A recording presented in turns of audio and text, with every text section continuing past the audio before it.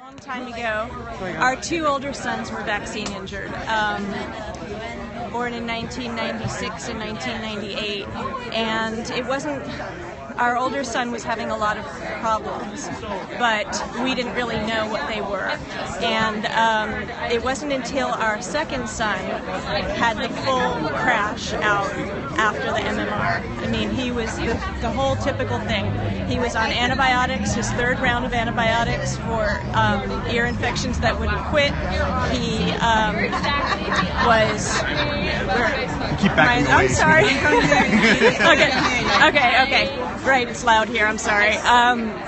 And he had been brilliantly developing. I mean, he had 15 words by the time he was 15 months old. He was strong, he was engaged, he danced, he shared emotional reciprocity and all that stuff. And I was very concerned about getting these vaccines. Back then, in the year, it was early 2000, back then it was MMR on one side, Hib and Hep B on the other, and about the eighth day, he got a very frightening fever where he basically was non-responsive, and I called the doctors and they blew me off. And in retrospect, when I looked at the vaccine injury table and saw that that's basically a sign of encephalitis, and they said, let's just see if he gets better. I couldn't even believe it. So he basically was non-responsive, had a fever. A few days later, when things seemed like it was a little bit better, I took him in to check, and they weren't concerned, but they were concerned about the giant lump on his leg. And that was a lot, and that's being gracious. The pediatrician basically said, "Oh, he seems to be in some distress." Well, right? He was sucking his thumb until he had. I'm the dad. Yeah, he sucked his thumb until it was bleeding. I mean, and he would only stare at Scooby-Doo on the TV, and would only eat potato chips and ice cream. Well, and our pediatrician had the grace to say he seems to be in some distress. And so it was basically the week after that fever that he lost everything. He lost all of his language. He did nothing but sit and stare straight ahead or scream. But he's important. I think we were here tonight and saw the screening and then the Q&A afterwards, which I thought was fantastic. I mean, there are a couple really important things. One is, if you want to recover a child, is not free. It's not an easy fix. It's not like, oh, okay, we just we can cheat on the diet, or we can do a couple of quick things, or maybe we just buy this one supplement, it's going to work. It takes Drella, my wonderful wife, dedicated her life to our children to make sure that they got through it, and there's zero compromise if you want to recover a child. I mean, that's really important. And that came out tonight in the Q&A, which I think is helpful for parents who are going through this. I mean, we have survivor's guilt in a way, because somehow we met a human angel, a friend of a friend, who was going to come out and help us with our older son, who we knew he was in the process of being evaluated. We didn't know what was wrong with him, but he wasn't, there were all sorts of other things going on with him.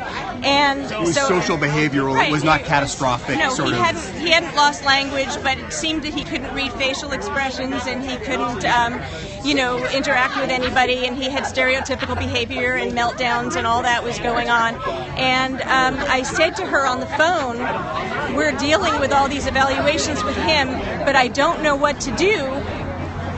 His younger brother has stopped talking. He stopped interacting. He's losing everything as we speak.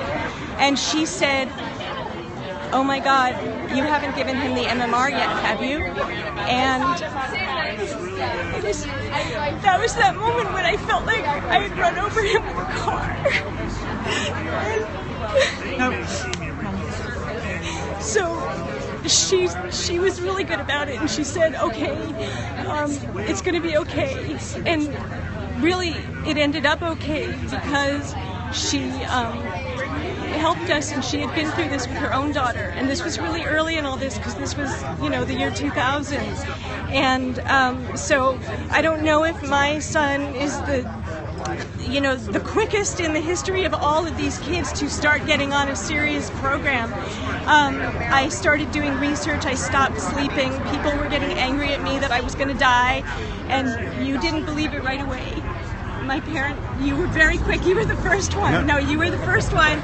But everyone around me said this isn't happening until they finally realized that it was. And within a couple of weeks, I found this group that, they were saying these foods are toxic in them, and we started putting both kids on a serious diet, finding the doctors who could help us, firing the doctors who wouldn't. Moving from New York to Seattle. And we found a lot of good help before we moved in that year, but we got them over the top here with amazing naturopaths, and But you can't compromise, and you can't outsource the health of your children. Right. This is the thing. When you were talking about flags that go up and stuff, and who sees, aren't our pediatricians supposed to be telling us about the flags? Isn't that but they're not. They seem to be they're going by the schedule and not worrying about what is intuitive to what a pediatrician should do, and that's really frustrating. And that's why we must not let these pediatricians off the hook. I will not have it. These absolutely. pediatricians are 100% I won't let a pediatrician touch my child. We found fantastic doctors, naturopaths, family MDs, all sorts of people who knew so much more and were able to really help. I think mothers know a lot.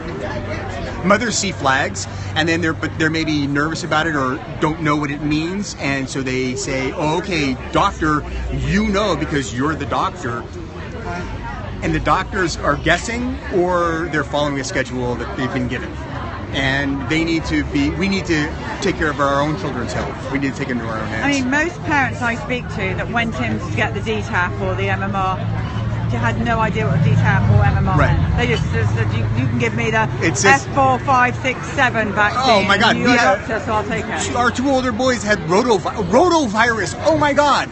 The freaking rotavirus vaccine. No, it wasn't even, I don't think it was on yet when Caleb... It was totally speculative schedule in the United States, and there were going to be 3 doses of it, and then after the first dose they said, oh, you know what, it turns out it creates telescoping bowels. We're not going to give him the next 2 doses. And we said, well, why'd you give him the first dose?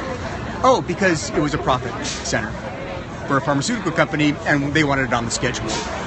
It's so frustrating, the schedule, and the profit and the money, but that's bogging down in. Guys, you know what? You're an amazing family. You need to know that, both of you. It's great to hear from you because we don't hear from very many fathers. So it's so great to hear from you. You are one amazing mother. You're getting so many hearts on Periscope. You're getting a truckload of hearts from people that literally heart. That's for you guys. Everyone's loving you. Our oldest is coming. He's going to be 20 this summer. He's going to come tomorrow night, I think. And we're at a different theatre tomorrow night. Yes, up in Wallingford.